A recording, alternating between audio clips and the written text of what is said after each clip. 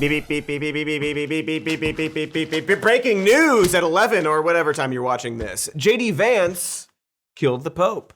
Also, I've just received word that Donald Trump, the 47th president of the United States, is mean. Damn, not the adjective I was hoping for. But yeah, here's some news. Donald Trump is a meanie. I know, right?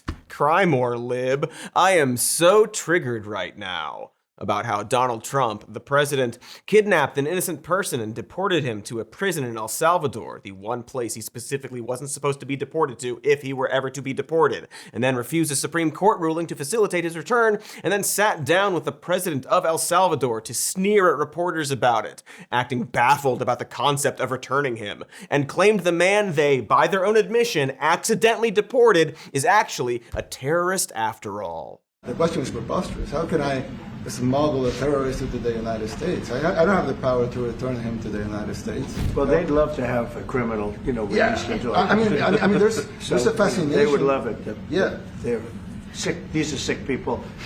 Wowee, and also, gosh, someone should probably remove that man from office, he said, triggered.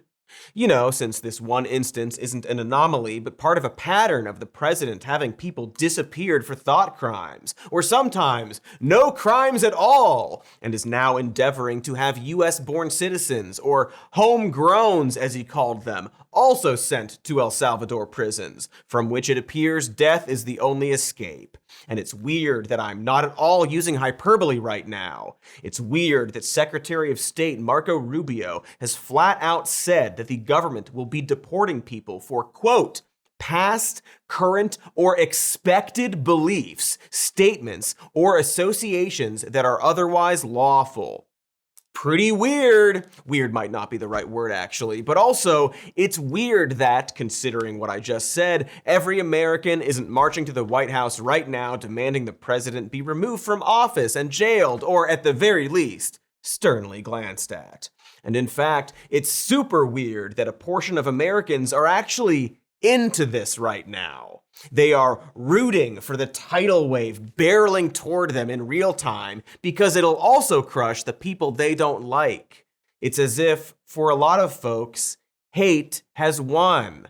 Like an army of little Anakin Skywalkers, they collectively choke their Padmes to spite their Obi-Wans. And so, I guess before we bang out the logistics of dethroning and prosecuting a budding dictator, we have to figure out why so many Americans don't seem to grasp the basic idea that we should care about other people. Specifically, it's time to talk about the Republican war on empathy.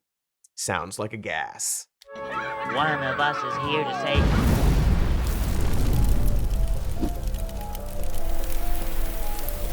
The right-wing war on empathy. Chamber. It's almost quaint to discuss how Donald Trump, our president, at least as of filming this, is a vulgar and unpleasant man.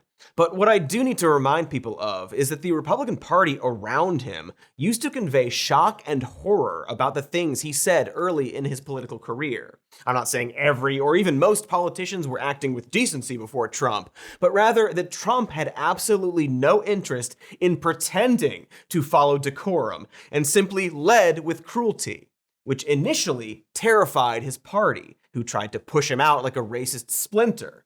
They thought that by nominating such an obviously mean-spirited man, it would tank the election for them. But Trump shoved himself in there, like a rapist would, and despite running the most overtly toxic campaign, won the presidency. And with that, we were cooked. Poorly. Burnt.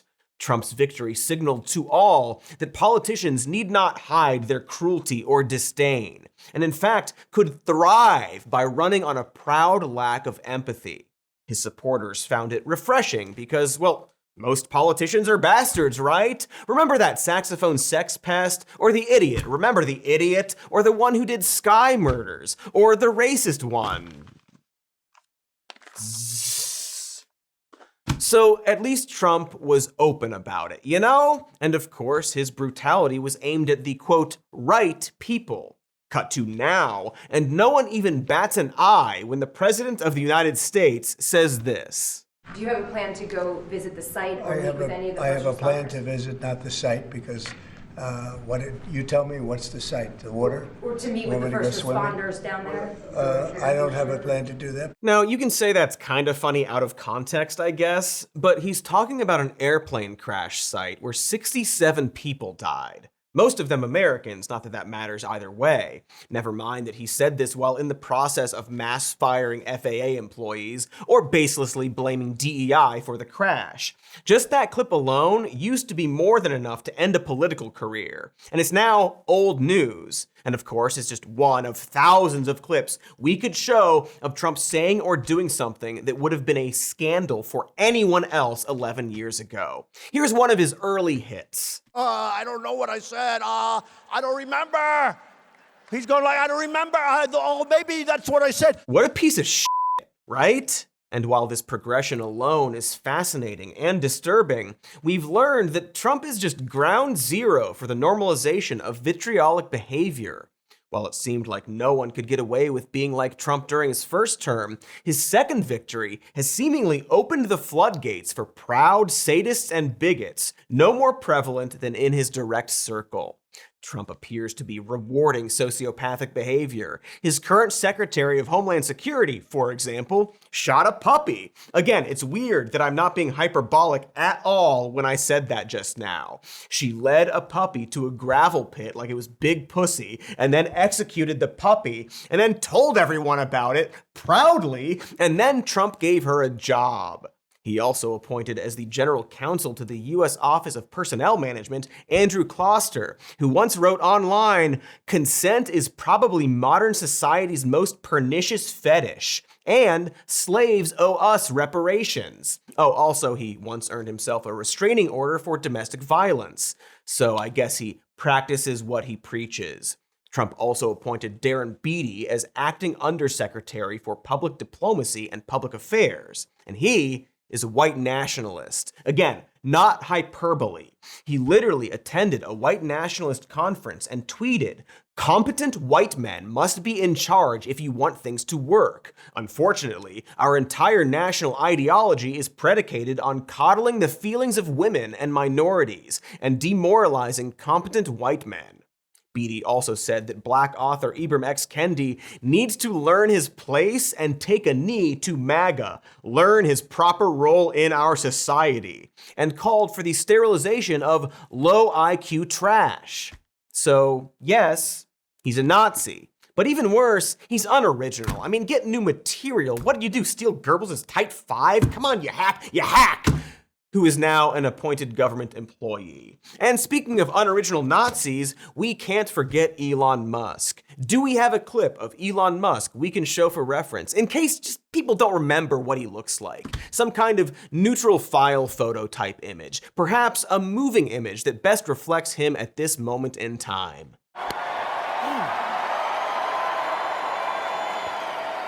That's the one. That's the guy. Now, we here at the Shody obviously try and succeed at avoiding talking about Elon Musk over the course of many episodes spanning years.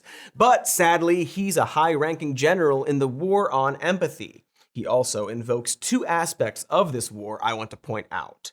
For starters, Elon's cruelty shows the clear difference between punching up and punching down. Punching up is, of course, when derision is aimed at those in power, often by the disenfranchised, in order to gain back a little bit of power from them. For example, mercilessly mocking the world's richest man for being a sad loser with no friends while he sits in the dark and loses the tutorial missions to a game he claims to be the very best at. That's punching up. And I'd argue that it's fine and extremely hilarious, and in fact encouraged when you're doing it to someone who is actively oppressing large groups of helpless people. When we talk about the war on empathy, we're not talking about this. What we are talking about is the world's richest man regularly and casually using the R slur while holding a political position, and thus normalizing the abuse of disabled people. You see the difference? If you claim that you can't, you're a liar. Elon Musk especially loves targeting disabled people. For example, when Dylan Hetler-Gaudet, the nonpartisan project on government oversight director of government affairs, testified in the House about Doge's conflicts of interest, the lack of experience of the kids running it, and the firing of the inspectors general, instead of offering some kind of rebuttal, Elon Musk and Trump supporters simply went after Dylan for being blind. You see? Because watchdog, it has the word watch in it.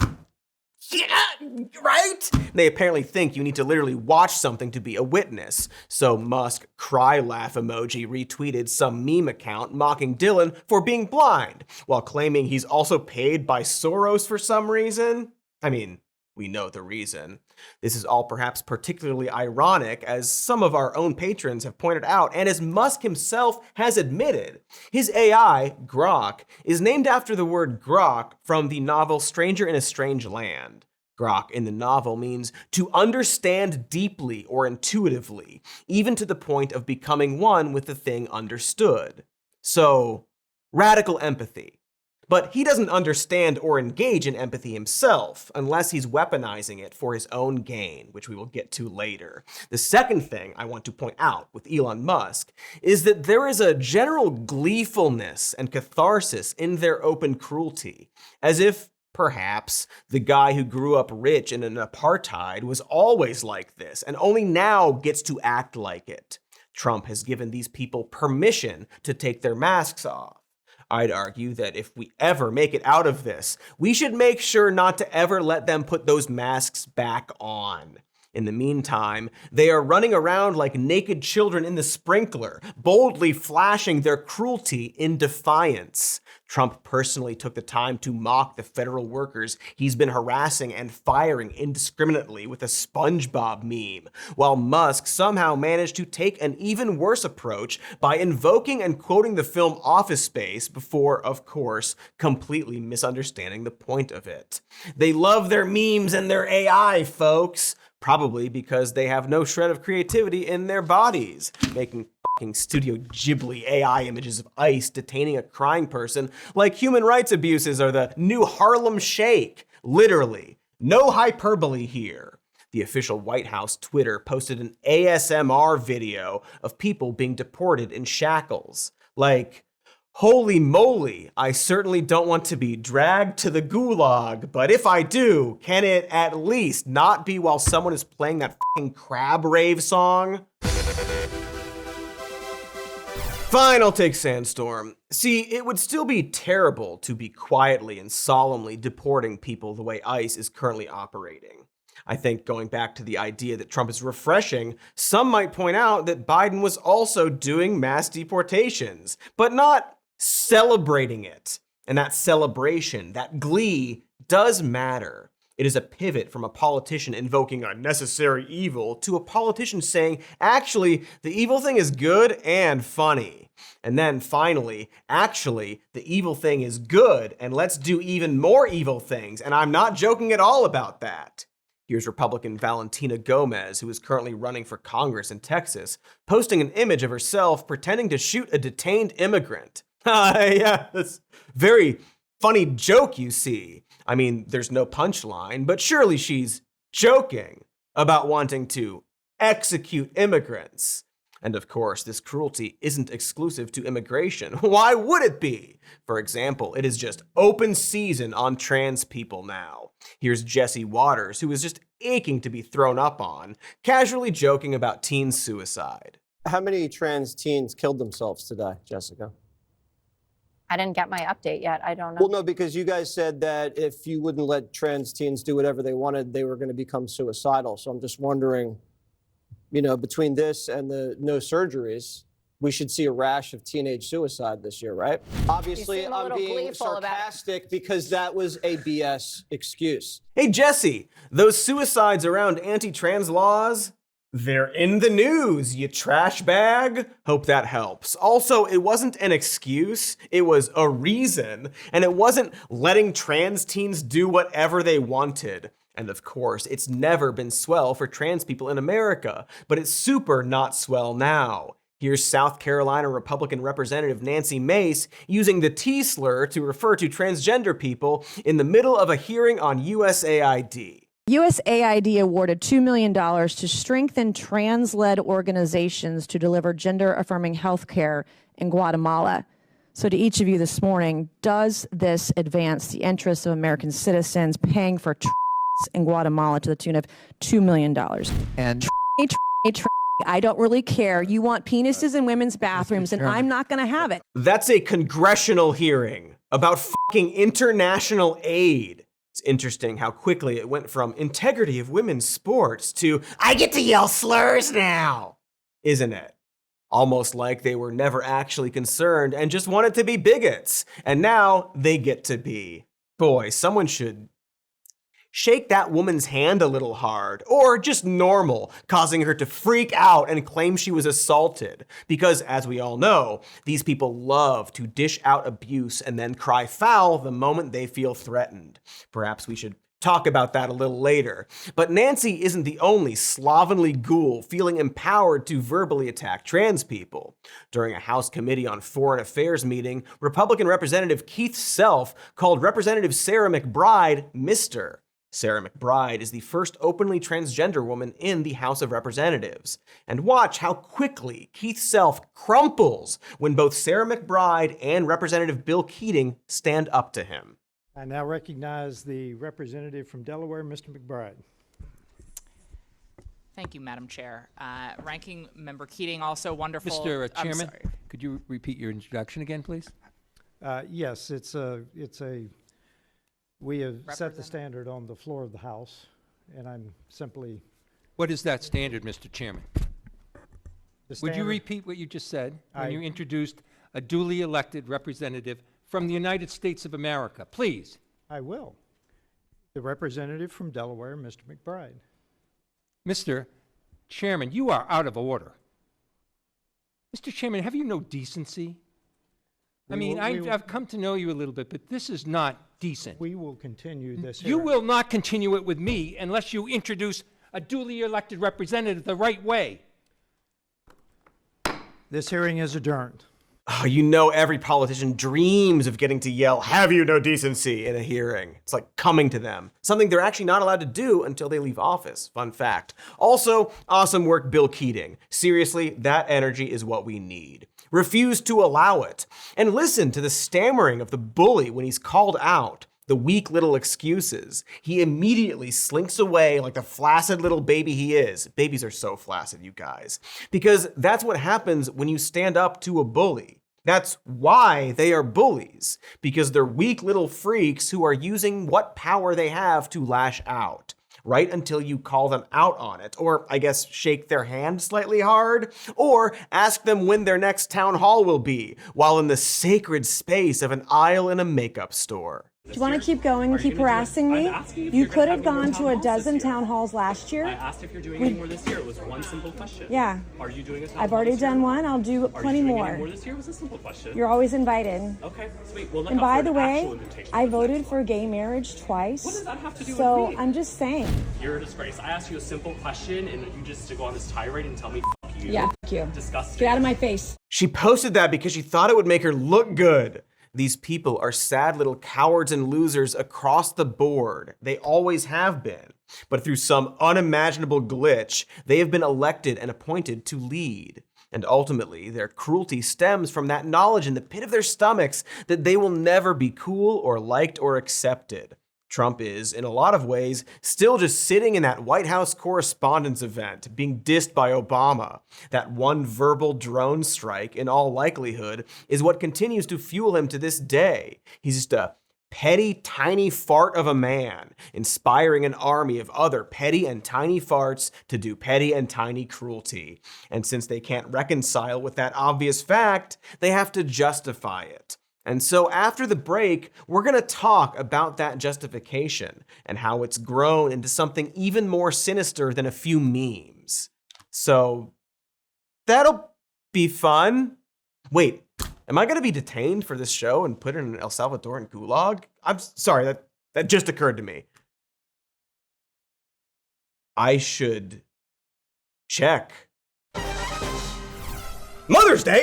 Nobody ever expects Mother's Day to come along, and if there's one thing I know moms love, it's flowers. Flowers and phone numbers, 2 things. Flowers and phone numbers and websites, 3 things. And you can find all 3 of those things together at 1-800-Flowers.com. It satisfies my mom's need to get flowers from a place that's both a phone number and a website. And let me tell you, the bouquets you get from 1-800-Flowers.com are top tier. To quote Katy Stoll, it's beautiful, she said. The roses are stunning, the service is exceptional, the phone number is a website. Your mom, grandmother, or wife mother will be blown away by the quality of these flowers and that you remembered Mother's Day. Your chief weapon is surprise! Surprise and a website. 2 flower-achieving weapons! And right now, to make Mother's Day even sweeter, when you order 1 dozen roses, they'll double it to 2 dozen for free.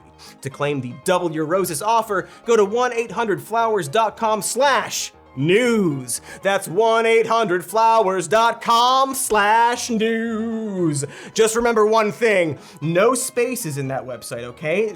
Or dashes, all right? It's remember two things, no spaces or dashes. Just 1-800-Flowers.com/news. One more time, 1-800-Flowers.com/news. 2 more times, 1-800-Flowers.com/news. You know what? 3 more times, 1-800-Flowers.com/news. 4 more times, please stop me, 1-800-Flowers.com/news. 5 more times, no! Time! It's all we have! Well, in addition to skin, bones, family, friends, glorious sunshine, and Hulu's Will Trent. But if you don't have the time in the busy spring season for endless hours of grocery store and kitchen, blah, well, there's Hungry Root. Hungry Root is like having your own personal shopper and nutritionist all wrapped into one. They take care of the groceries, a very old-fashioned word, and plan meals tailored to your needs so you can spend time making sure those friends and bones are where they should be. There's no high fructose corn syrup, artificial sweeteners, or preservatives in anything you get from Hungry Root. And they only source the top quality meat and seafood that never has hormones or antibiotics. You can trust the food you're getting and allocate more time to those animated bone flesh factories we call relatives. Folks, seriously, look at me. I love Hungry Root. I truly do. Everything I have gotten from them is absolutely delicious, and it has inspired me in my own home cooking. So, take advantage of this exclusive offer. For a limited time, get 40% off your first box, plus get a free item in every box for life. A unit of time equal to the life of your subscription. So go to hungryroot.com/SMN and use code SMN. That is hungryroot.com/SMN, code SMN to get 40% off your first box and a free item of your choice for the life of the subscription. Oh wow, I am so hungry for Hungry Root. Give it to me. Put it in my body. Yum yum. hungryroot.com/SMN, code SMN. Soy bastante famoso en YouTube. Puedo pagarte con bolsas de tela. Why did I take high school German?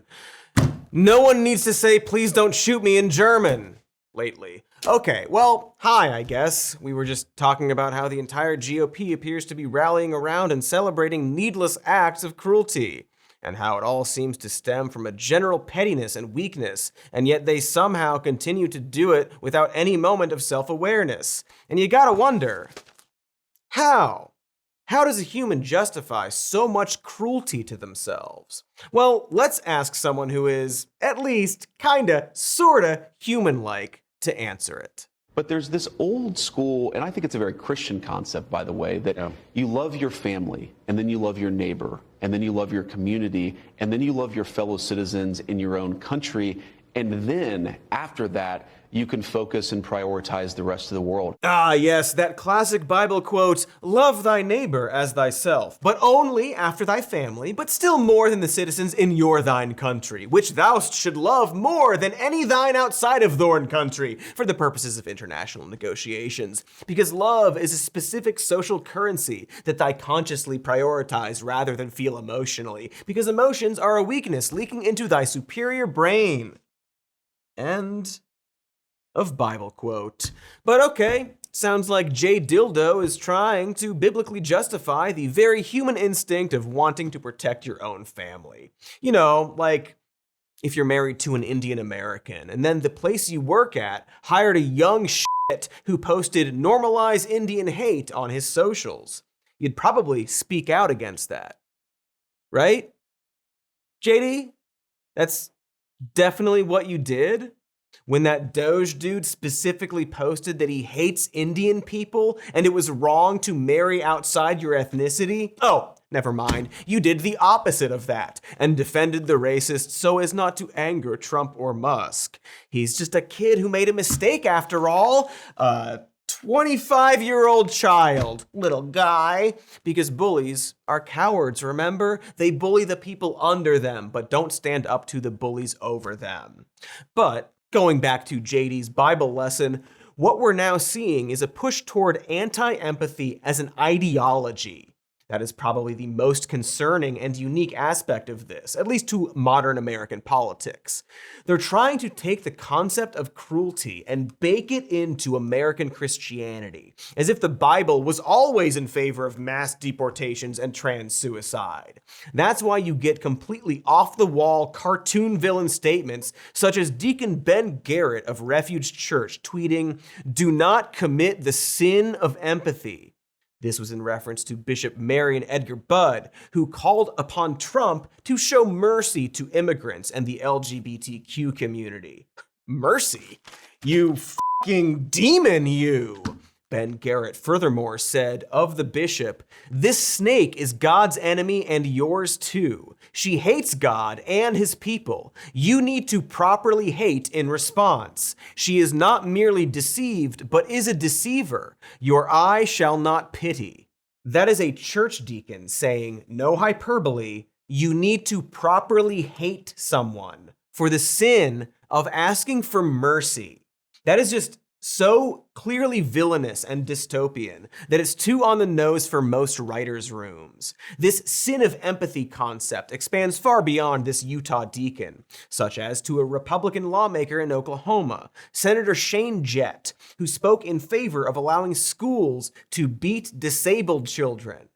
He argued that beating children is good, actually, according to the Bible. He quoted Proverbs 22:15, saying, "Folly is bound up in the heart of a child, but the rod of discipline drives it far from him," interpreting that about discipline to mean we should beat children, including disabled children, and literally argued that there should be no exceptions, saying in Scripture it's uniformly applied to everyone. It's weird to have to say this. But no, I do not think we should beat disabled children. And especially not do it because one guy thinks the Bible thinks it's good. I feel like we have multiple laws about why that's bad. But hey, folks, did you ever consider that empathy simply isn't practical? Here's Gregg Buttfield, I said what I said, making the argument that we can't get bogged down with every human rights violation when it comes to sweeping government actions. It's too mean. It's too heartless. It's too insensitive. It doesn't show any empathy. And if you cast a wide net, whether it's Doge or the border, you're always going to get the wrong people. But that's the argument whenever you're dealing with excess. Whenever you need to cut and you know the company's in trouble, they will always try to stop it by using that argument that it's inhumane. But the only approach to reforming a bloated system is cutting it quick and cutting it fast. You heard him, folks. It's the only approach. We couldn't possibly think of a second thing. This is where we leave the fake scripture behind and enter the justifications based on fake logic or lying about science. There's been a trend of high-profile conservative commentators like Nazi sympathizer and collaborator Jack Posobiec proudly posting an image of what looks like a heat map on Twitter. For context, this is an empathy map from a study on differences in empathy based on political affiliation called Ideological Differences in the Expanse of the Moral Circle. Essentially, the study found that those that identified as conservative had a more limited moral circle. That is, they showed less moral regard for anyone outside their immediate family. Whereas those who identified as liberals had a more expansive moral circle, showing more moral regard not only towards their immediate family, but friends, acquaintances, strangers, and animals. Obviously, this study is based on averages. It's not saying all conservatives are unempathetic, just that they tend not to have as much empathy towards those outside their immediate circle of family and close friends, according to this one analysis. Because whether or not you believe this study, what's striking is that it could be seen as a condemnation of conservative ideals, right? It's saying that conservatives are less able to empathize outside of what they can immediately see, which makes their perspectives limited and ignorant of the big picture. This would explain why, for example, many conservatives will demonize a minority group up until they finally meet that group. But again, whether or not you believe this, what's striking is that conservatives are now defending this heat map, saying it's actually good not to care about people outside your immediate circle. You've also probably seen them straight up lie about the map, claiming that liberals are all wacky and care more about rocks and immigrants than their own family. These people either have to lie about it to make their bad point, or be honest and proud about it and look fucked up. They have taken what should have been a stark warning sign for their party and embraced it, just completely zooming past the "are we the baddies" question to declare actually, it's good to be the baddies. The fundamental weakness of Western civilization is empathy. The empathy exploit. They're exploiting a bug in Western civilization, which is the empathy response. So, and I think, empathy is good, but you need to think it through and not just be programmed like a robot. Right. That is Elon Musk, our unelected billionaire shadow gamer president, giving what equates to a Marvel villain speech about the follies of empathy. And not even top tier Marvel. It's like Ultron or Thor 4 shit. He literally went on a podcast hosted by, some kind of claymation Gordh, and said, quote, "The fundamental weakness of Western civilization is empathy." And people listened to that as if he's saying something smart or good. From the guy who named his AI after empathy. This kind of double-speak justification didn't happen overnight, of course. There was a very clear pipeline spanning decades, a big aspect of which being the current anti-DEI efforts. And I guess I should explain why. You see, there was this thing called GamerGate. Good God, do I have to? Sorry, I seriously have to explain this. GamerGate happened 50 or 2 years ago, and it was a push from the alt-right against expanding representation in video games. Mainstream media hand-waved it as a frivolous culture war, while others, perhaps people with beards, warned that it was a growing precursor to bigger fascist ideals that would eventually affect everyone in the world. Sort of like that thing that's happening right now. I'm not gonna relitigate Gamergate because that is depressing, but it was essentially a push against wokeness before they had that word. The grievance, aside from ethics in gaming journalism, was that gaming culture was reserved for young, predominantly white men. And corporate developers and gaming publishers were pushing them out in favor of so-called performative representation for brown people and women and LGBTQ people, etc. What this set up, ultimately, was the not at all new idea that white men were being attacked by efforts to include other people into a culture.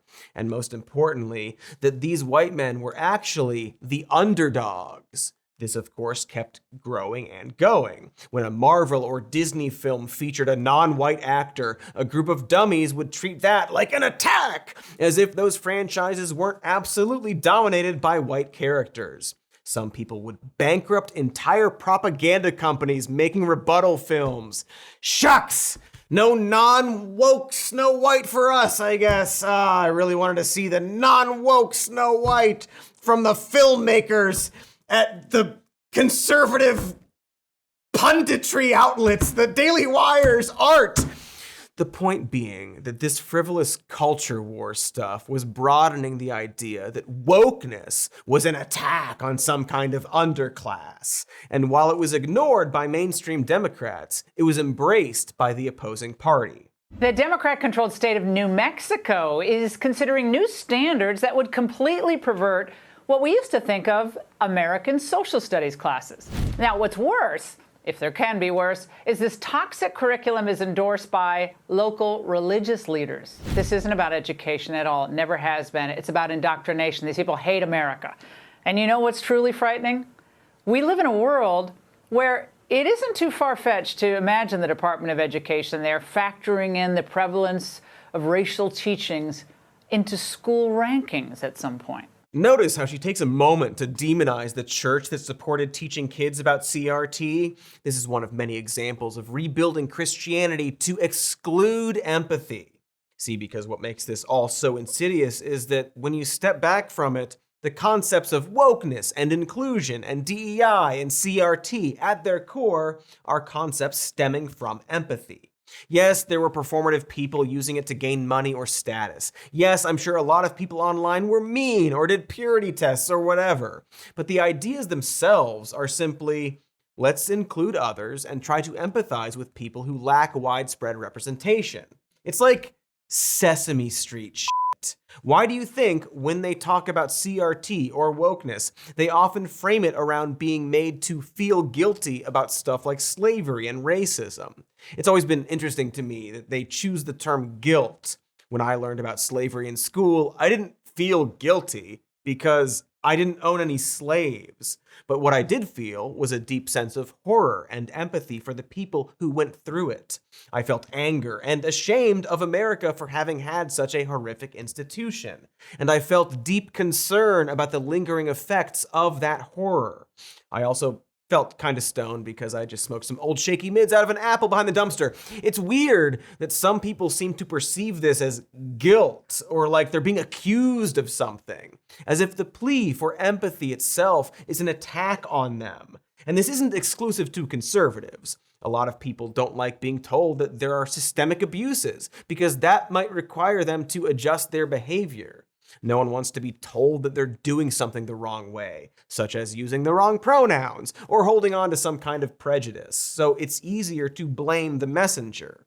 This is how a lot of liberals also jumped on the anti-wokeness train. And by seeding this Bill Maher-ass idea of wokeness gone too far, these liberals basically opened the door for this Trojan horse filled with sociopaths. And that's why the term DEI is just being used like a slur now, because they hate the concepts and they hate the people helped by those concepts. They are just blindly calling black people DEI hires without any actual evidence beyond them, just being a minority.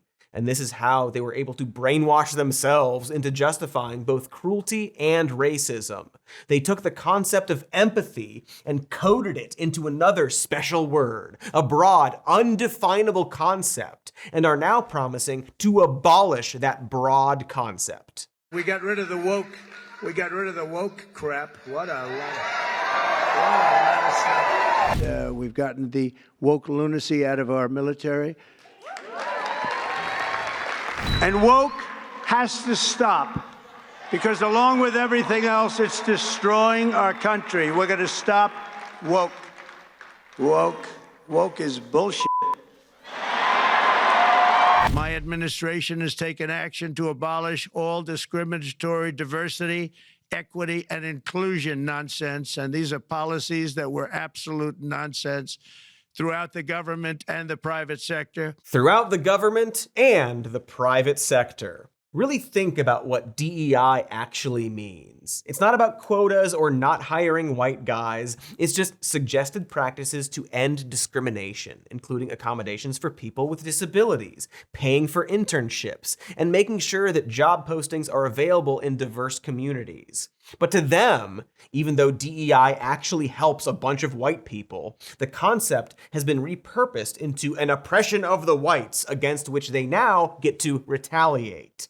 And by that, I mean spiteful attacks and firings of anyone they identify as a minority. So they fired 4-star Admiral Linda Lee Fagan, the first woman to head the Coast Guard or any branch of the military, for her excessive focus on DEI. Then, just to be particularly cruel about it, they gave her only 3 hours notice to move out of her home, meaning she had to leave most of her personal items behind. There's the cartoonishly mean painting over of the FBI DEI values mural, which had worthless principles such as leadership, fairness, compassion, integrity, respect, and so on. NASA was ordered to remove anything about women in leadership from their website. The NSA Museum covered plaques honoring women and people of color, normal chill things that are often done in a healthy democracy. And what was the Trump administration's priority during the California wildfire crisis? To make sure FEMA wasn't too polite when referring to immigrants, actually. FEMA workers, while busy responding to the raging wildfires, received an email for immediate compliance from the Trump administration ordering them to call non-citizen children alien children. There's a handy chart, you see. So, how is this helping anyone? What exactly is being prevented by erasing the jobs and accomplishments of these people? Don't answer that. You know the answer. It's literally just an effort to erase minorities. No freaking hyperbole. Like, they purged references to the Enola Gay plane. They are literally just hitting Control F, typing in any word they don't like, and hitting delete. That's what they are doing. And this is where we get into the real messed up stuff. See, it's obviously not just that they are promoting the ideals of anti-empathy. They are now carrying out anti-empathy policies. They are using cruelty as a political tactic, the application of cruelty, which perhaps might be akin to another political ideology. Who can say? Wait, I can say after these ads. I'll do this. I'll do the saying thing. I'm gonna say after the ads. Yeah. The butt! It is the most important part of sitting. So why do we treat our butts like sanded lumber when we go to the bathroom? Well, folks, I don't. I use Tushy, the everyday luxury bidet that transformed my bathroom and gives my butt the spa getaway treatment it deserves. You know, the butt is really the brain of your body's lower half. And Tushy's elevated bidet collection nurtures your butt brain with instant warm water that never runs cold, a soothing heated seat, and UV sterilization for next level hygiene. Plus, all Tushy bidets easily attached to your existing toilet without the need for additional plumbing. My butt IQ is off the butt charts. I'm like a butt Mensa now, when you think about it, which I do. Reclaim your comfort zone in the bathroom, folks. For a limited time, our audience gets 10% off your first bidet order when you go to hellotushy.com and use code SMN at checkout. That is 10% off your first bidet order at hellotushy.com with promo code SMN. Your newly academic butt will thank you. Still haven't been kidnapped by ICE, so that's good. I think I'm in the clear now. Nothing bad will ever happen to me. Ever. Not even death. So we were talking about the right wing's transition from speaking against empathy to acting on an anti-empathy policy, all while justifying how it's actually really good. And at times, they even want to argue that what they are doing is actually empathetic. For example, Elon Musk claims that his Doge cuts are acts of empathy for the American taxpayer. They really lack empathy for the average taxpayer who's working hard, paying taxes, and then they say, oh, $1 million doesn't matter. I'm like, I think it matters a lot to people. Just push on things a little bit and you save billions of dollars. Like just a little bit, you know? Hey, Elon. Which taxpayers? Which ones? Which bracket do you specifically empathize with? Name a bracket, Elon. But okay, yeah, I do feel empathy for taxpayers, along with other people. Is it perhaps an act of empathy to consider cutting Social Security and Medicaid, as well as levy tariffs that will make everything cost more? What about taxpayers such as 9/11 first responders, whose benefits were being cut by Doge, which the White House only reversed after getting their dicks caught in the cookie jar? And what about the taxpayers who use the federal benefits that they pay into? What does Elon think of them? Oh, why, they are the parasite class, of course. Hey, Elon, you think 90% of Americans aren't going to miss their Social Security? Who taught you math? Elon Musk? Do you not have empathy for the 58% of retirees who live off of that Social Security? I guess they're part of the 10% parasite class. See, one of the common justifications, best seen with Doge, is the idea that Americans actually love the cruelty. It's good for them, you see? It's why Trump is now saying that Americans actually want to toil in factories and coal mines. One thing I learned about the coal miners, that's what they want to do. You could give them a penthouse on Fifth Avenue and a different kind of a job and they'd be unhappy. They want to mine coal. That's what they love to do. Everyone wants to work in a factory so long as they themselves don't specifically do it. It's so overly elitist and cruel, justified by the idea that there is a large group of Americans who need and crave subjugation, who starve for bootstraps, and yet very few actually identify as that group. It's always other people. And so Elon can go on stage dressed like a strip club owner and waving his midlife crisis around as if mass firing and gutting necessary agencies and cancer research is some kind of compassionate victory for America.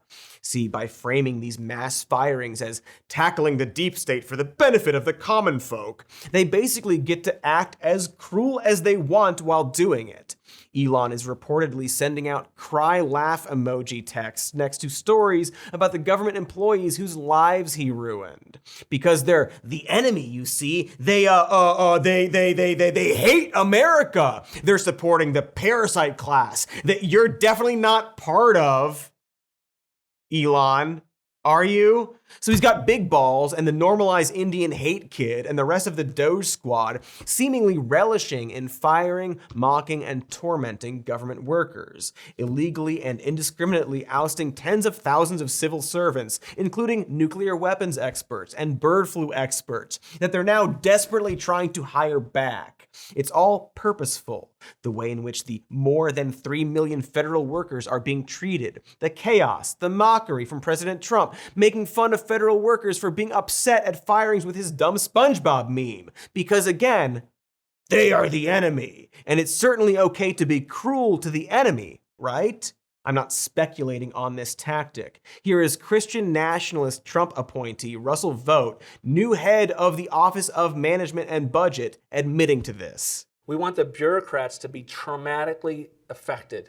We want, when they wake up in the morning, we want them to not want to go to work. Because they are increasingly viewed as the villains. We want their funding to be shut down so that the EPA can't do all of the rules against our energy industry because they have no bandwidth financially to do so. We want to put them in trauma. I know the phrase "the cruelty is the point" has been said possibly too many times, but here's this dude just openly saying it. But the people he's talking about aren't hand-wringing deep state actors. This isn't bloated government waste. They're doing this to real, hardworking, vulnerable people they have baselessly labeled enemies. People like these 80,000 Veterans Affairs workers Trump is planning to fire, or all the veterans themselves that make up 30% of our federal government, many of them having voted for Trump. People like this man here is who Trump is hurting. I'm Eric Rodriguez. I'm a disabled Iraq war veteran.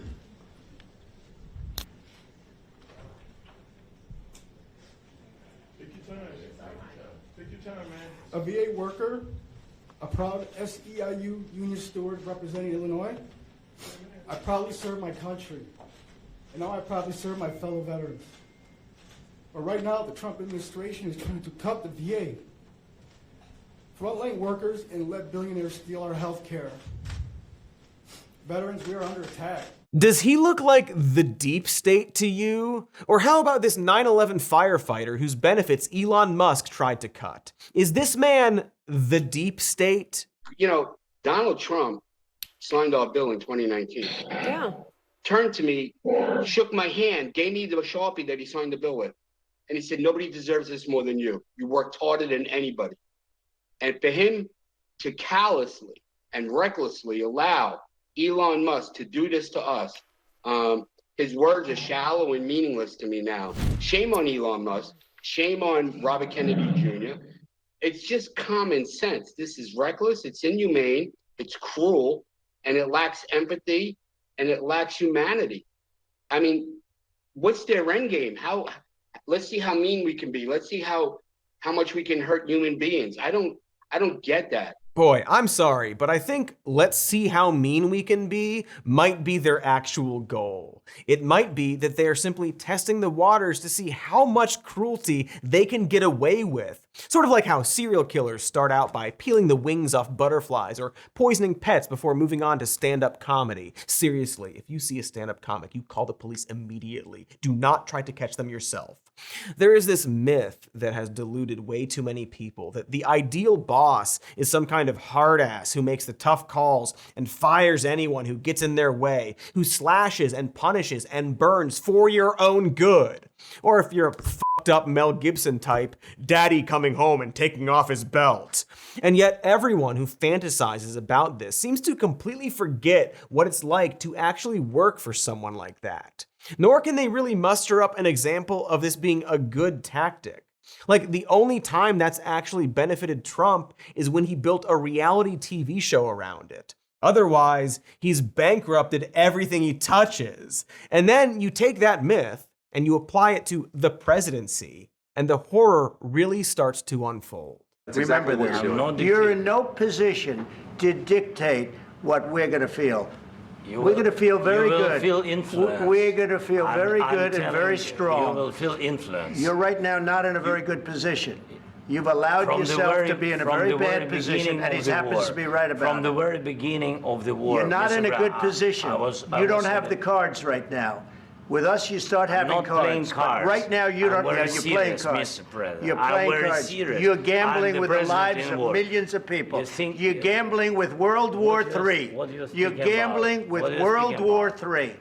And what you're doing is very disrespectful to the country, this country. That's back to you. Far more than a lot of people said they should have. Have you said thank you once? This entire meeting? No, in this entire meeting, have you said thank you? Good f***ing God, what are we doing, folks? Trump has threatened Greenland, Panama, Canada, and Mexico with invasion and military action. Because why the hell not just terrify some of our closest allies? Our anti-war president is waging a trade war with the entire globe, using American people as poker chips to toss away. This is the politics of anti-empathy. And again, they are savoring the cruelty, memifying it, making AI videos of a bulldozed Gaza turned into a Trump-themed amusement park. Remember that? Trump Gaza shining bright, golden future, a brand new light. Feast and dance, the deal is done. Trump Gaza, #1. It's hard to really know what to say. Indeed, politely baffled news anchor. It is hard to know what to say. It's hard to even properly aggregate every cruel action Trump and Musk are carrying out. Between the time we film and release this, there will probably be 10 more things. We've already got detention camps at Guantanamo Bay for migrants, as well as Trump saying he thinks that he wants federal prison conditions to be terrible as a form of unconstitutional punishment. He's explicitly stated that he wants the 37 people who were commuted from death row under Biden to be placed under cruel conditions, saying his attorney general should, quote, take all lawful and appropriate action to ensure that these offenders are imprisoned in conditions consistent with the monstrosity of their crimes and the threats they pose. So, torture prisoners. Like, I wouldn't be surprised if by the end of the year, he literally says out loud that we need more cruel and unusual punishment. He's in the process of potentially revoking the legal status of Ukrainian refugees who fled the country after being invaded by Russia. He's also planning to try to deport 1.3 million refugees allowed in the United States who have temporary protected status, a way to fast-track immigrants fleeing from violence to help start the process of legal immigration. This includes Nicaraguans, Venezuelans, and Cuban refugees whose families might have voted for him in Florida. ICE also deported someone with cancer. Let me be specific. A U.S. citizen with cancer going through treatment in the U.S. Let me be more specific. A U.S. citizen with brain cancer who's also a fucking child. Deporting her along with her parents, interrupting her life-saving treatment. Which I guess makes sense, actually. If we're cutting cancer research, we might as well just stop cancer treatment altogether as well, right? Trump also wants to deport roughly 14,600 Afghans who fled the Taliban's takeover of Afghanistan, who would be targets for prosecution or execution by the Taliban after having helped the United States. And as we mentioned at the start of this, he is now throwing us into a full-blown constitutional crisis as he ignores the court orders to return people wrongfully kidnapped and deported, and is now thinking of shipping away Americans to El Salvador. It is simply too much to handle. The cruelty, the glee, the literal Nazi salutes. But in all of this, one thing is important to remember. Don't you fucking dare be mean to Elon Musk. I mean, you had Tim Walz, who's a huge jerk, running around on stage with a Tesla stock price, where the stock price had gone in half. And he was overjoyed. What an evil thing to do. What a creep. What a jerk.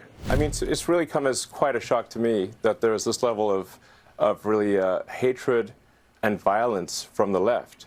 I always thought the left, or Democrats, were supposed to be the party of empathy, the party of caring, and yet they're burning down cars, they're firebombing dealerships, they're firing bullets into dealerships, they're just, smashing up Teslas. Tesla is a peaceful company. We've never done anything harmful. Would someone think of the billionaire? This is, of course, the most precious tactic of the bully mentality. Elon Musk, a man joyously firing thousands of people, bullying trans people, talking about a parasite class, and literally giving a Nazi salute twice in front of the entire world, is so confused why people hate him. Must be George Soros.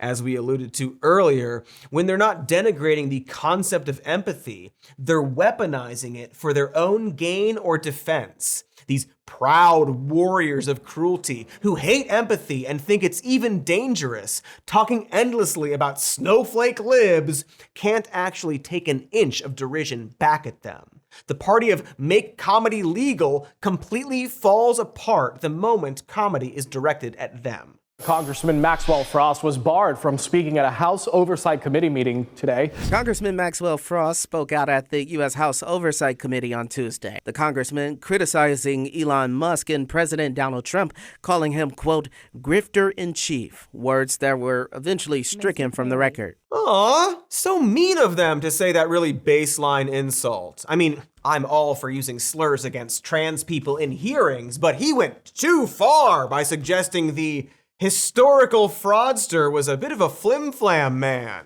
There are so many instances of these bullies being sad little snowflakes the moment someone lobs an insult back at them. Trump's DOJ threatened Democratic Representative Robert Garcia for also mocking Elon Musk, showing a picture of Musk during a hearing on Doge, calling it a dick pic. In retaliation, the DOJ is now investigating Garcia for his comments on CNN, where he said, quote, what the American public wants is for us to bring actual weapons to this bar fight. This is an actual fight for democracy. They actually cite him saying dick as being threatening. A DOJ prosecutor is literally making it his mission to go after anyone who is mean to Musk. This is baby shit kind of stuff. Even the mildest critique will get you unceremoniously dumped out of the party. For example, the president of the NYU College Republicans, Kaya Walker, was forced to resign after a really tame observation about Barron Trump, saying Trump's son was, quote, sort of like an oddity on campus, and that he goes to class, he goes home. That's it. And for that, she was forced out because her comments were inappropriate and did not align with the values and principles upheld by our organization. Free speech king Elon Musk has threatened legal action against anyone who doxes, aka just publishes publicly available information about, any of his Doge team. You know, because of transparency. But he also publicly posted the information about the daughter of a judge who ruled against Doge's actions. So I guess doxing is fine in that case. Also, in this most recent case where the government published the address of a deported man's wife, causing her to have to go to a safe house.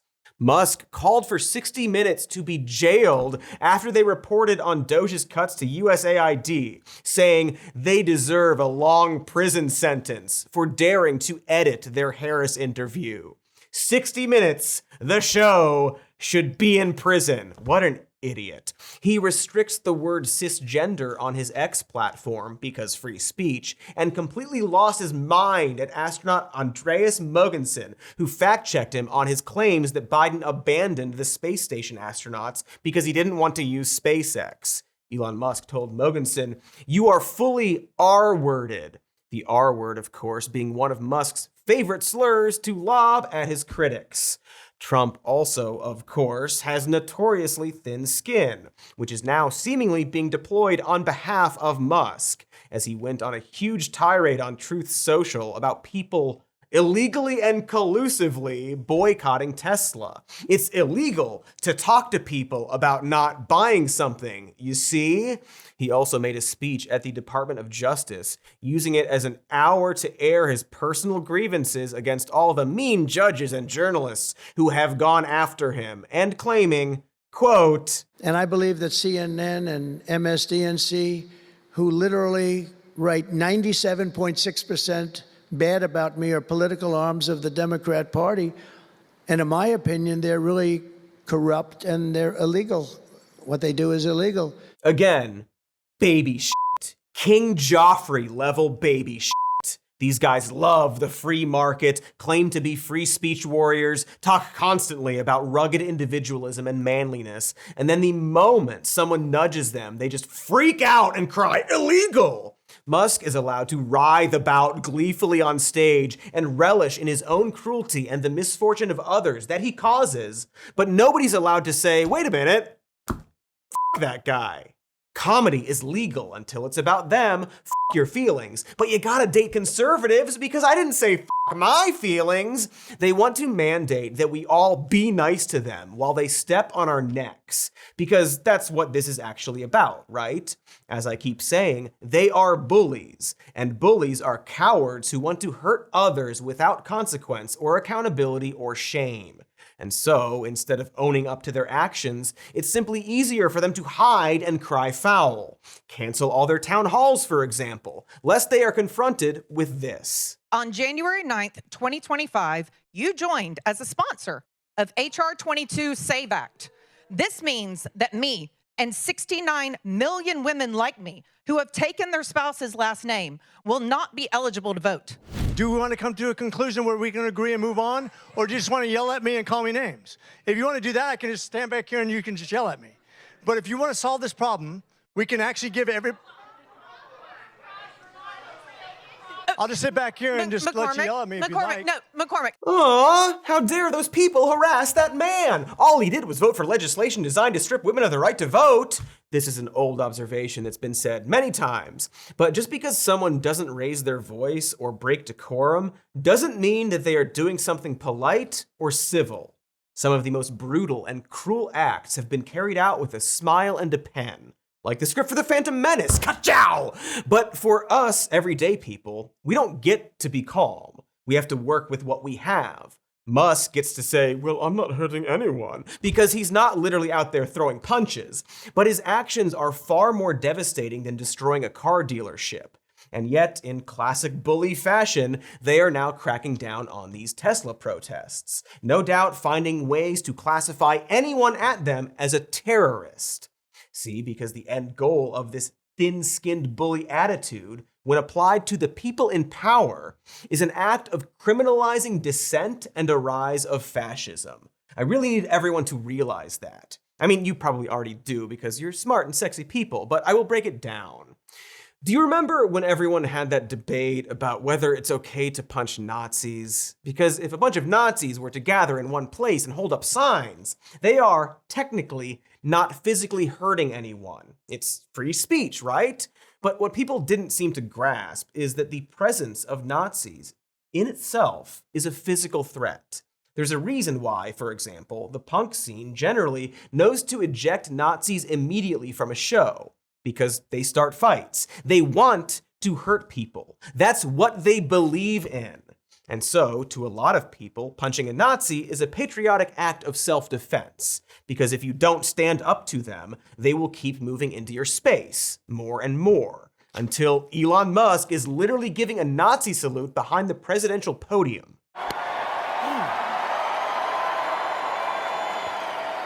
What people need to get through their heads is that this gesture is an act of violence. Without apologizing for or explaining or atoning for it, what Musk is signaling is that he supports the eradication of a group of people. And so he doesn't get to act like a victim when people respond with vandalism or protests. When confronted about this, Elon Musk basically rolled his eyes and whipped out the old chestnut of, geez, everyone is Hitler to these people. And if you're wondering how an entire country is seemingly allowing this cruelty and blatant white supremacy to escalate, you really need to go back to the punching Nazi debate and how it relates to the right-wing obsession with triggering the libs. For like a decade now, we've heard this phrase and have even normalized the term triggering to basically mean any action where a person calmly invokes rage in another person.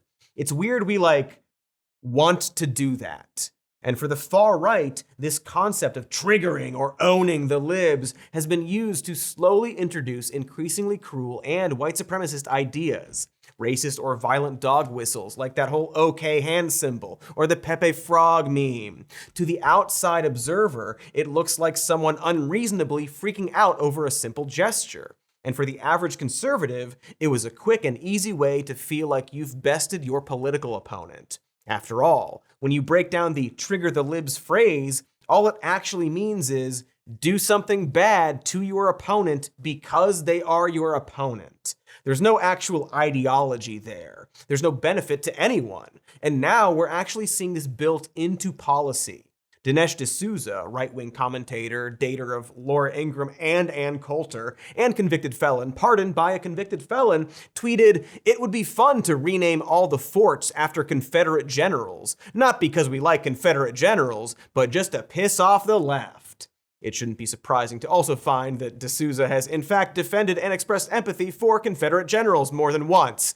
Not because we like them. Yeah, sure, buddy. In fact, Secretary of Defense and alleged domestic abuser Pete Hegseth has been doing just this, coyly stating he's using the names of obscure military figures who just so happen to have the same names as the Confederate generals. Literally zero reason besides spite. Making policy from spite, venerating the Confederacy to the public because of spite, and honestly probably at least a little bit of racism. There is a growing nihilism in it, in that over time, people didn't care about what they were supporting so long as it triggered the other side, even if what they were supporting is literally the Nazi Party. And that's why I'm going to join the Elon Musk and President Trump's movement. My heart goes out to all of you. We're not gonna quit. Fight, fight, fight. God bless all of you for what you're doing. Please keep doing it. I hope that I can encourage you, and my heart goes out to you. God bless. It's a Nazi salute, guys. You're doing a literal Nazi salute to own the libs. Here's the CEO of a construction company doing it at a fucking corporate event. A CEO stepping down after this video went viral, showing him do a Nazi salute on stage at a company event in Boise. I mentioned that last guy because of his absolutely perfect response to being ousted for a Nazi salute. Quote, "Unfortunately, my recent attempt at humor and parody fell short and is being used by others to unfairly judge me and, more importantly, our amazing company and its people. At the beginning of our annual State of the Company event, I briefly commented on the election and, as part of a political skit, mimicked Elon Musk and President Trump's signature dancing." Signature dancing. Ah, shucks. You people just can't take a joke. My really funny joke that was doing a Nazi salute. Are you triggered much? You get it, right? The humor there. You see, okay, so millions of people were slaughtered in the most brutal mechanized version of a genocide in the world's history. And the people who did it were called Nazis, right? And so they did this thing, it's like a Nazi salute thing. And it's funny to do on stage as a CEO, because it upsets people who don't very much like the idea of mass genocide happening again. Or worse, use pronouns. And so you see, by doing the Nazi salute, I'm like implying that maybe I think it's good we do a genocide again. Do you get it? Do you get the joke? Do you get my good joke? You know what would be really funny, actually, and would really trigger the libs? If we built some international prisons for Americans. In a live stream broadcast from inside the Oval Office, President Trump can be heard telling El Salvador's President Nayib Bukele he wants to send American citizens convicted of crimes to prison in El Salvador, as Trump calls them homegrowns. I said, homegrowns are next. The homegrowns. You got to build about 5 more places. Yeah, that's fair. All right? Good joke, guys. Hey, maybe we should have just stood up to all those Nazis after all, you think? Perhaps we need to take these jokes as actual threats and not have a debate about a measured response. Like, you know how Trump keeps coyly joking about being a king to trigger the libs? Do you think it's a joke? Because when anti-empathy and cruelty are policy, we're just talking about fascism, after all. It's Nazis. They're Nazis. That's ultimately what we're getting to here. The triggering the libs as a tactic is not new. It's Nazi shit. Jean-Paul Sartre captured the nihilistic philosophy of hatred perfectly in his takedown of Nazis and anti-Semites, in a quote you may be familiar with. Never believe that anti-Semites are completely unaware of the absurdity of their replies. They know that their remarks are frivolous, open to challenge, but they are amusing themselves, for it is their adversary who is obliged to use words responsibly, since he believes in words. The anti-Semites have the right to play. They even like to play with discourse, for, by giving ridiculous reasons, they discredit the seriousness of their interlocutors. They delight in acting in bad faith, since they seek not to persuade by sound argument, but to intimidate and disconcert. If you press them too closely, they will abruptly fall silent, loftily indicating by some phrase that the time for argument is past. It is not that they are afraid of being convinced, they fear only to appear ridiculous, or to prejudice by their embarrassment their hope of winning over some third person to their side. If then, as we have been able to observe, the anti-Semite is impervious to reason and to experience, it is not because his conviction is strong, rather his conviction is strong because he has chosen first of all to be impervious. It's Nazis. Nazis, Nazis, Nazis, Nazis. And might I add, Nazis. Remember that Musk quote about empathy being the weakness of Western civilization? The fundamental weakness of Western civilization is empathy. That's a Nazi thing. Writer John Schwartz found an extremely similar quote. It is necessary to put an end to the thoughtless behavior of numerous people's comrades and to eliminate thoroughly uncalled for humanitarianism and foolish sympathy. It is equally obvious that we need to wipe out the sympathy for this element, destructive to our people. This was published in 1935 by the Nazi Party's Central Propaganda Office, the Reichspropagandaleitung. This attack on empathy at the core is just buttering up the American people to accept our further descent into fascism and cruelty, also known as potentially, eventually, genocide. They may not even realize they're doing it, but they're prepping us. We've already mentioned these goons, but desperate jester and henchman Gregg Gutfeld, along with future puked on guy Jesse Waters, will dismiss literally every single case that's brought up because of all of this spite and resentment, this need for revenge because of some imagined or real slight that they've now taken and applied to everyone who is affected by this administration's actions. Gutfeld, from Gutfeld, says it out loud very clearly. At worst, a guy gets sent to a country he doesn't want to go to. You know what? I can live with that. Into a prison camp, not just out into the wild. Look, I'm sorry, Jessica. I understand your concern, but I refuse to care about one person who's an illegal alien when the mental shelf space that I have is now reserved for victims of crime. This manufactured narrative, family man, father of three, coming from the media, who with the same intensity talked about having children was bad for the climate, are now telling us that when you have children, you are now a pillar of the community. If that guy was a white American citizen, they would just call him a MAGA extremist. But he's an illegal alien and he has kids, and now he's the spirit of the community. He's a good guy. Who cares? He's illegal. See ya. Notice how he brings up the vague idea that somebody somewhere wrote an article about how having kids is bad for the climate. He's citing some made-up grievance about something else to justify his own sociopathy, telling you that he straight up doesn't care who gets hurt. Because caring about people is apparently baby stuff now. This war on wokeness, on the left, on empathy and compassion and reason has led to these people thinking that Sesame Street is the enemy. We used to all agree that it's good to teach kids about sharing and empathy and treating others how you'd want to be treated, or stuff like money is the root of all evil. Well, these losers think that's all like fake and gay now, or whatever. They hate beloved children's entertainer Miss Rachel because she demonstrates empathy. They want to shoot Big Bird in the face because the evil satanic left is trying to get you to care about other people. What are we doing? Waters, another soulless dope, claims that the example of a victim of this cruelty, of which there are very, very many actually, needs to be pure in order to matter. If you are going to talk about the rule of law and due process, you have to have a victim that is pure. You can't have a Floyd, you can't have a Smollett, you can't have a Garcia. Your example of victimhood has to be a sympathetic victim, not someone who beats his wife and traffics humans. Except the victims of these people will never actually be pure enough for them. Look at his stupid fucking smile.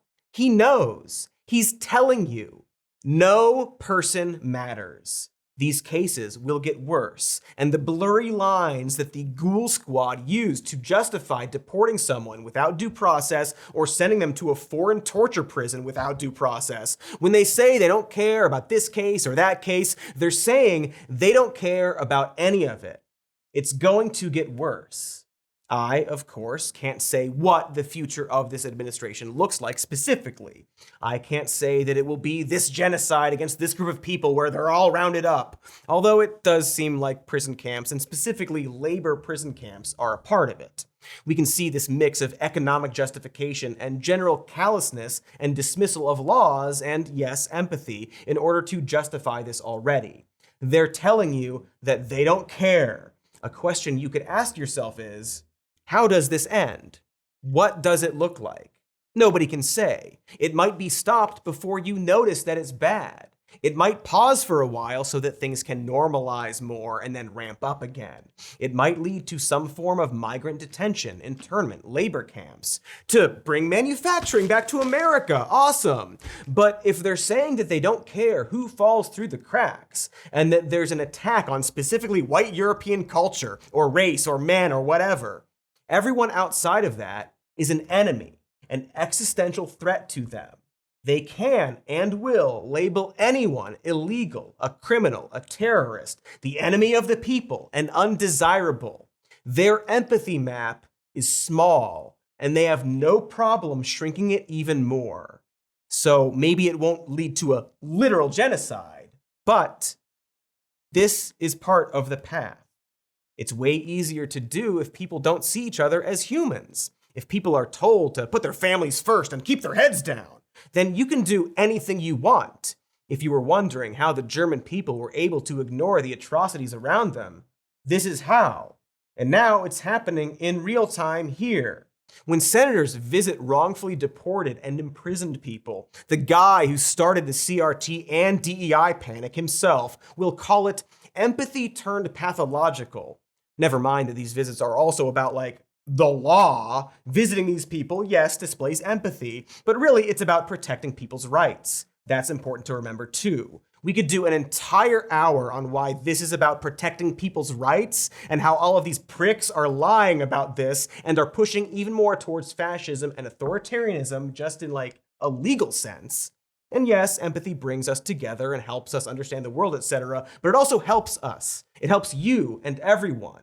Even if you don't believe in empathy, you should want the rights of others protected, because that means they'll protect your rights too. And as we've already discussed, your rights aren't safe from these people either. They don't care. And the only real way to stop this from happening is to care, to fight back in this war, to win back empathy, which is way harder than it sounds, because frankly, it's easier right now to just kill that part of you, to look away, focus on other things, tell yourself it's not that bad. Get all Patrick Bateman up in that brain, because it's just so big otherwise. It's hard to have empathy when so many people are being hurt at once. And it's really easy to want to embrace the spite and hate when so many people are supporting such evil acts. But you can't. I'm sorry, you can't. And for the love of God, don't say the R slur. Like, come on. Seeing these quote-unquote enlightened centrists relish in being able to use an ableist slur again is embarrassing and pathetic. It's a word for dipshits and pricks. Get it together. There seems to be a pocket of liberals who think the answer to Trump is to have our own Trump, to meet their dehumanization with more dehumanization. Because again, it would be easier. But what we actually need is radical empathy. And it doesn't look like the R slur or Bill Maher saying that Trump is actually a nice guy in private and we should be nicer online. It looks like this. Students at a Florida high school are outraged because a beloved teacher might be forced out of her job for calling a student by their preferred name instead of their legal name. We're here to really show support for Ms. Calhoun and to show that we are not okay with what is going on and that we truly are upset that we are losing such a positive teacher. To me, it really stems back to a First Amendment right of both the student and the teacher. Those are kids defending their teacher who's being fired because of some anti-trans parents' rights trash law. You see, because those kids are thinking outside of their own families and putting the community first. They are defending the people they can. If some dirtbag teenager can do it, so can you, everywhere, for everyone. Hundreds of people gathered at the Sackett Harbor Visitor Center to march in the rally, a show of support to demand the return of the family taken by ICE. We want to support our neighbors to the north. Many held signs shaming ICE agents and condemning the detainment of the young children and their mother. That demonstration in Sackett's Harbor, New York would grow into nearly 1,000 people before ICE would finally relent and free the family being detained. And I know we can't do this for every person kidnapped by ICE, but we should do it for as many as we can. And again, for anyone.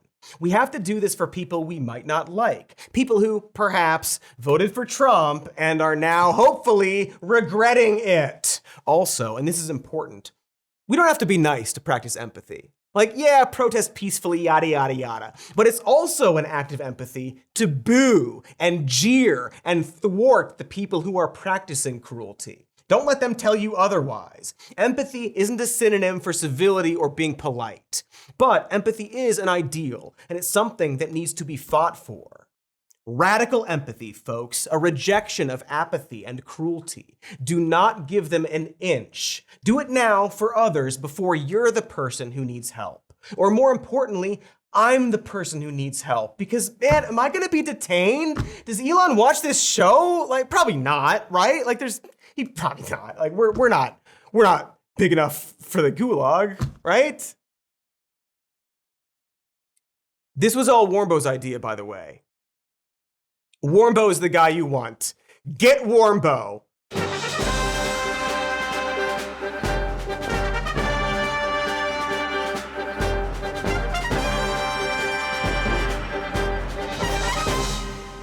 Warmbo, come take a bow. Your big episode just got filmed. Warmbo, the people, they crave you. They crave Warmbo. They're applauding. The one time he won't show up. Warmbo, I'm ready for Mr. Cody wants a hug and a kiss. What do you want? Where are you? Warmbo? Well, we're free, I guess. Warmbo is not here. Thanks for watching, though. Like and subscribe. Show your... You know the word that we talked about the entire episode. Show that by liking and subscribing, please. We've got a podcast called Even More News you can listen to or watch on YouTube twice a week. Check that out. Monday and Friday, sometimes Tuesday, who knows. And we've also got patreon.com/somemore-news. Toss a little empathy our way. We've got some merch with stuff on it. In fact, I think I know a little... possibly dead guy who's on some merch. So check that out at the link. Oh, I miss him so much already.